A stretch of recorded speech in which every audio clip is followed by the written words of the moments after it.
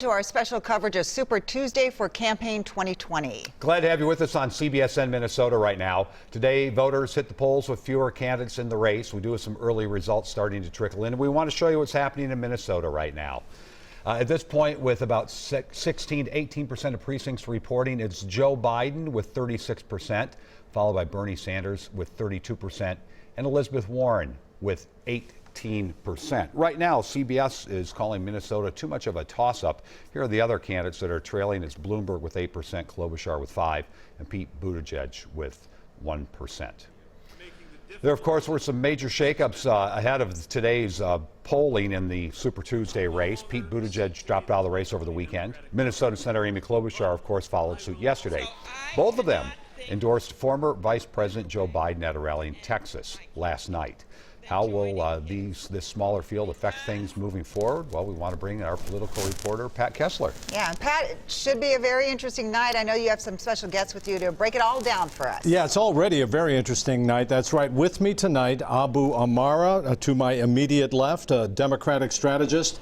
Billy Grant, to my immediate right, a Republican strategist. Thanks so much for being here, guys. We have so much to talk about. Lots to talk about. What a furious 48 hours we have had. It's really unbelievable. We're looking at the results coming in so far. Biden 36, Sanders 32 in Minnesota. It's early, but what in the world happened, Abu? Well, I think that speaks to the fact that Senator Klobuchar is one of the most popular senators in the country, and especially so in Minnesota. And so when she endorsed Vice President Biden, a lot of her supporters took that to heart, and when they went to the ballot box today, they turned out for Vice President Biden. Well, Billy, I didn't see this coming this way, this fast, this hard for Biden. Do you? I didn't either. I mean, I think a lot of people counted Biden as down and out after his weak start in the first 3 states.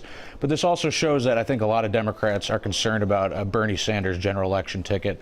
If people are really willing to get behind Biden this quickly, it shows they know they're vulnerable if they have socialists like Bernie Sanders at the top of the ticket. Well, you think about this, 4 years ago, Bernie Sanders won Minnesota, and it wasn't even close. So that what a change. I mean, he goes from hero to zero. Biden is zero to hero. But the major difference was in 2016, we had a caucus system, which had a much smaller universe of potential voters. Roughly 205,000 people turned out in 2016. We have a primary system now, which means folks don't have to stay for hours and hours and hours. They can show up to their polling place, turn out to vote, and it looks like it's going to be in the favor of Joe Biden. Yeah, let's talk about the political upheaval of the last couple of days. Billy, Amy Klobuchar drops out, kind of a surprise to everybody, 24 hours before the primary, endorses Biden.